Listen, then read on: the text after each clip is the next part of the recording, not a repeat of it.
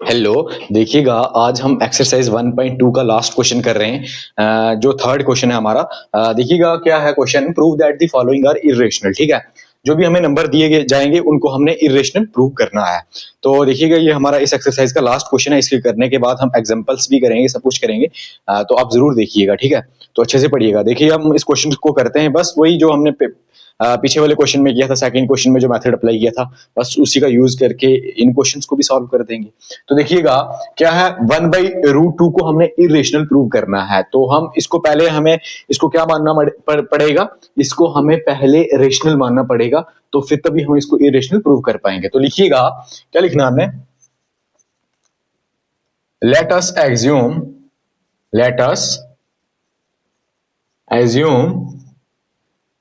1/√2 is rational. हमने इसको क्या मान लिया, रेशनल। अगर रेशनल मान लिया तो हम 1/√2 को p/q की फॉर्म में लिख सकते हैं। कोई भी नंबर जिसको हम रेशनल माने, या कोई भी नंबर जो रेशनल होता है, उसको हम p/q की फॉर्म में लिखते हैं, यानी लिख सकते हैं। तो अगर इसको हमने रेशनल माना है तो हम इसको p/q की फॉर्म में भी लिख सकते हैं। तो हम इधर p/q नहीं, हम इधर a/b लेंगे, a और b लेंगे। ठीक है, हम a/b की फॉर्म में इसको कहेंगे कि हम इसको लिख सकते हैं। तो देखिए, हम यहाँ a और b लिया है हमने, a/b। तो आप p/q ले सकते हो, x/y ले सकते हो, कुछ भी ले सकते हो, बस p/q की फॉर्म में होने चाहिए। मतलब कहने का मतलब फॉर्म में होने चाहिए, कोई भी नंबर ले लो आप। ठीक है, तो अब आगे क्या है, condition a and b are को प्राइम इंटीजर्स। a और b क्या है, को प्राइम इंटीजर्स हैं। तो देखिएगा क्या है, अब ये जो दो आपको नंबर टर्में दिख रही हैं, इक्वल टू के इस साइड, एक इक्वल टू के पार साइड, इन दोनों का आप क्या कर दो, रेसिप्रोकल कर दोगे, यानी इनका उल्टा कर दो। तो क्या आ जाएगा, √2, और इधर क्या आ जाएगा, b/a। ठीक, ये आ गया। आने के बाद अब आपको एक कंसेप्ट बताता हूं मैं। कंसेप्ट ये है कि आपने पढ़ा, मैंने आपको बताया भी था, आप हमेशा याद रखना, इंटीजर में इंटीजर प्लस करोगे, जो भी रिजल्ट आएगा वो रेशनल होगा। इंटीजर में इंटीजर माइनस करोगे, जो भी रिजल्ट आएगा वो रेशनल नंबर होगा। इंटीजर को इंटीजर के साथ मल्टीप्लाई करोगे तो रेशनल नंबर आएगा। इंटीजर को इंटीजर से डिवाइड करोगे तो रेशनल नंबर आएगा। ठीक है, इतना हो गया। अब देखिए, √2 तो हमें पता है ये क्या है, इरेशनल है। ठीक है, ये क्या हो गया, इरेशनल। √2 क्या है, इरेशनल। अब देखिए, b/a, ये भी इंटीजर है, b भी इंटीजर है, और a भी क्या है, इंटीजर है, को प्राइम इंटीजर है। जब इंटीजर इंटीजर को डिवाइड करेगा तो क्या आएगा, कौन सा नंबर आएगा, रेशनल नंबर आएगा। ये कंडीशन यहां लिखी है। तो रेशनल आएगा तो ये नंबर कौन सा हो जाएगा, ये रेशनल हो जाएगा। ठीक, तो क्या कभी आपने देखा, कभी आपने ऐसा पढ़ा कि इरेशनल नंबर रेशनल के बराबर होता है, पढ़ा आपने, नहीं ना होता। तो इरेशनल नंबर कभी भी रेशनल नंबर के बराबर नहीं होगा। यहीं से क्वेश्चन हमारा प्रूव हो गया। ठीक है, क्योंकि जो हमने, अगर ऐसी कंडीशन आ रही है तो जो हमने माना है, जो हमने एग्ज्यूम किया है, वो पक्का हमने क्या, गलत एग्ज्यूम किया है, सही एग्ज्यूम नहीं किया।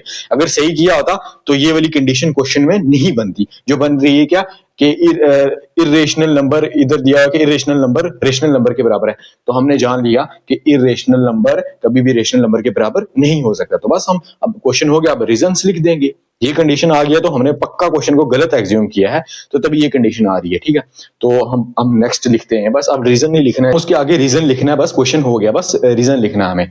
तो हम क्या लिख देंगे, as a and b are को प्राइम इंटीजर्स,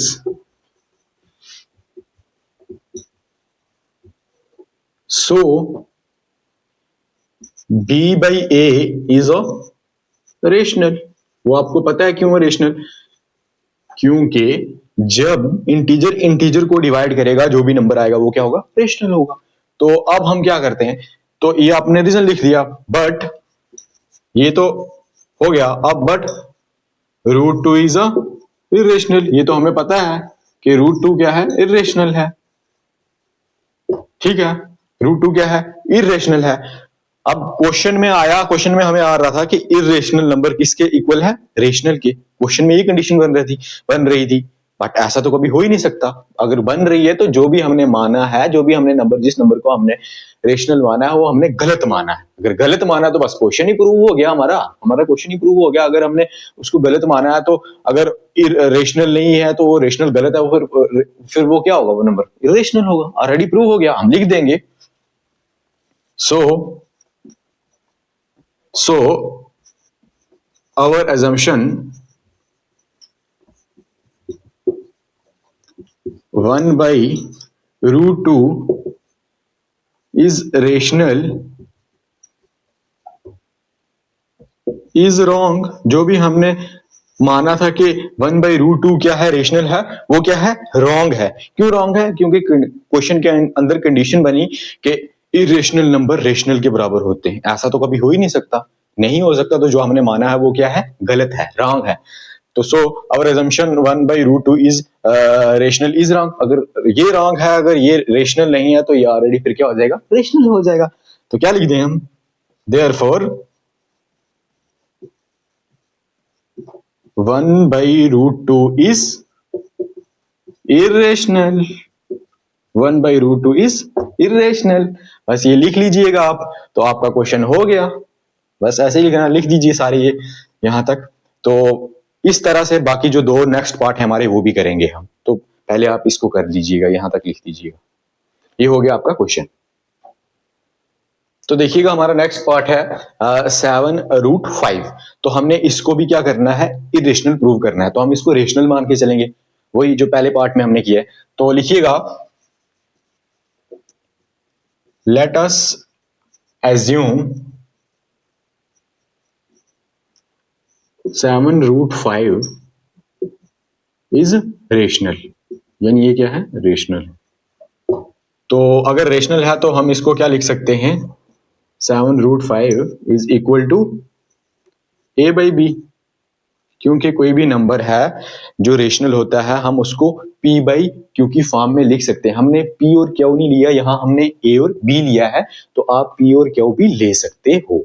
तो कंडीशन क्या है, a एंड b आर को प्राइम इंटीजर्स। तो देखिए अब नेक्स्ट आगे सॉल्व करते हैं। देखिए यहाँ ये 7 मल्टीप्लाई हो रहा है किसके साथ, √5 के साथ। अगर ये यहाँ मल्टीप्लाई हो रहा है, जब ये क्या हो जाएगा, इक्वल टू के पार जाएगा, तो क्या हो जाएगा, क्या होगा, डिवाइड हो जाएगा। तो √5 is equal to a divided by क्या हो जाएगा, 7b। अब क्वेश्चन क्या है, यहां तक आपको समझ आ गई कि ये यहाँ 7 क्या हो रहा था, √5 के साथ मल्टीप्लाई हो रहा था। जब ये इक्वल टू के पार गया तो क्या हो गया, डिवाइड हो गया। तो अब आपको दिख रहा है कि ये √5 क्या आ गया, √5 आपको पता है क्या होता है, इरेशनल। तो ये कंडीशन क्या बन रही है, ये हो गया रेशनल। देखिए √5 तो हमें पता है irrational.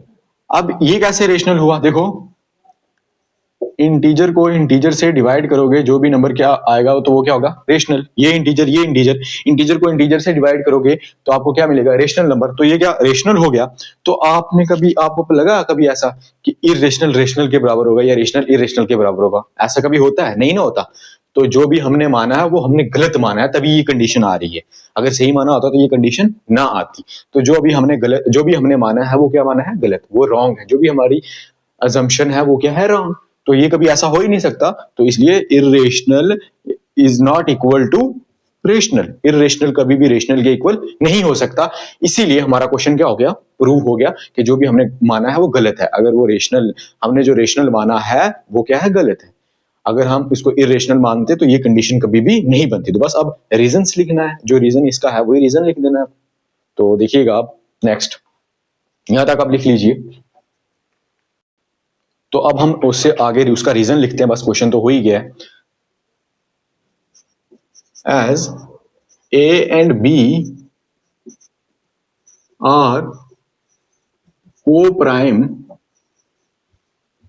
Integers, so a divided by 7b is और रेशनल।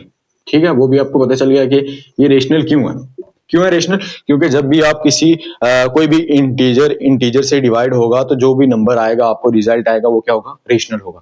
जब भी कोई इंटीजर को डिवाइड करेगा तो उसके बाद जो रिजल्ट आएगा वो क्या होगा, रेशनल होगा। ठीक है, तो आगे बट लेकिन हम जानते हैं कि जो √7 है वो क्या है, इरेशनल। तो कंडीशन क्या बन रही थी, कंडीशन ये बन रही थी कि इरेशनल रेशनल के बराबर आ रहा था हमारे क्वेश्चन में।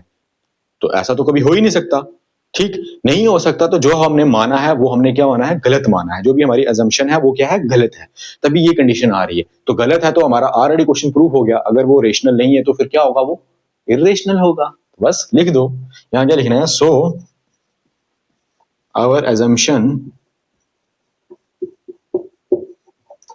7√5 is rational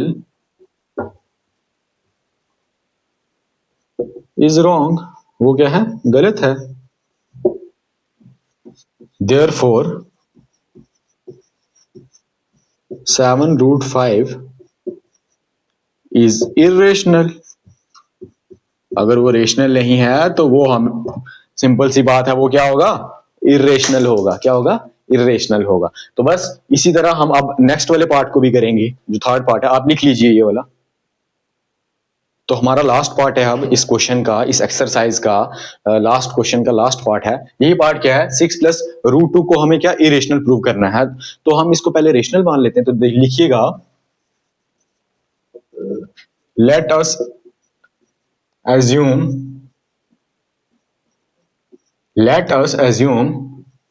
6 + √2 is रेशनल। अगर ये नंबर रेशनल है, अगर हमने इसको रेशनल माना है तो हम इसको क्या p/q की फॉर्म में लिख सकते हैं, लेकिन हम यहाँ a और b लेंगे। ठीक है, so that 6 + √2 is equal to a/b। आपको पता है ना, जो भी नंबर रेशनल होता है हम उसको p/q की फॉर्म में लिख सकते हैं। ठीक है, उस जो भी रेशनल नंबर ऐसे नंबर होते हैं जिनको हम p/q की फॉर्म में लिखते हैं। तो हम p और q नहीं ले रहे, हम यहाँ a और b ले रहे हैं। ठीक है, तो इस कहने का मतलब अगर ये रेशनल है तो हम इस फॉर्म में इसको लिख सकते हैं। ठीक है, a एंड कंडीशन क्या है, a एंड b आर को प्राइम इंटीजर्स।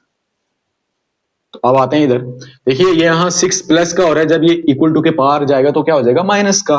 तो √2 is equal to a/b।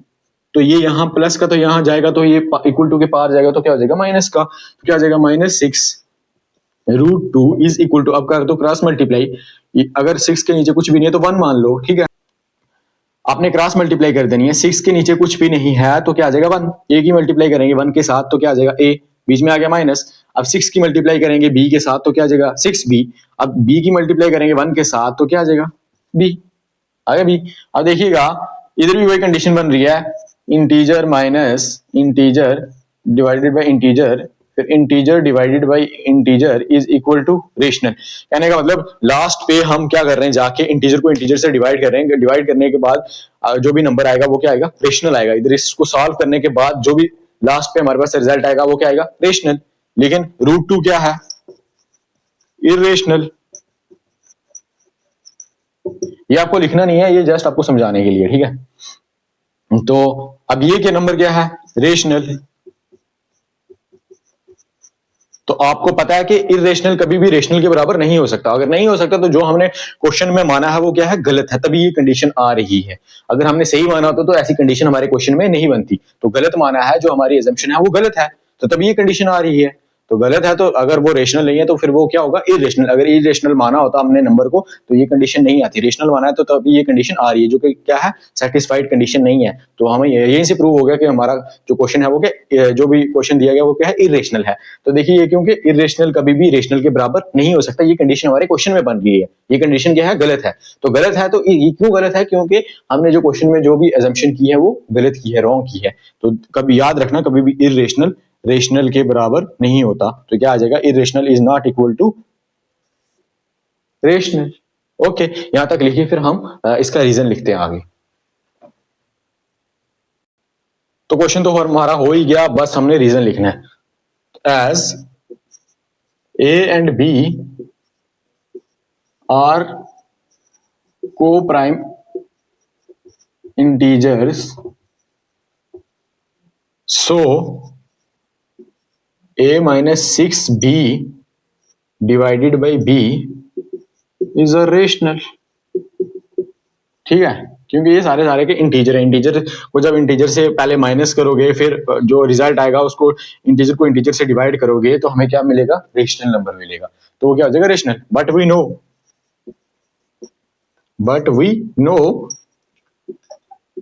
Root two क्या होता है? Root two is irrational. Root two क्या होता है?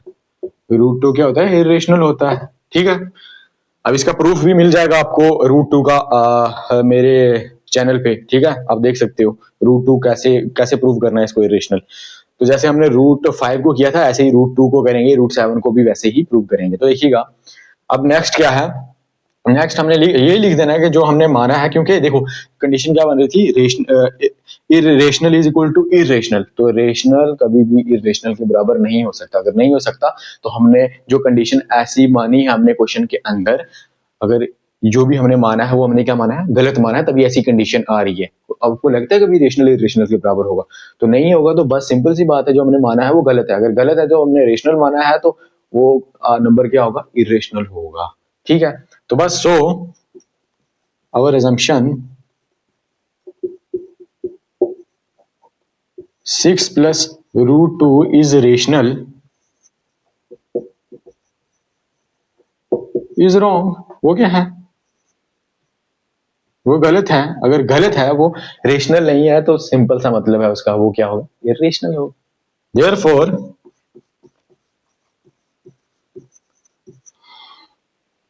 6 plus root 2 is irrational।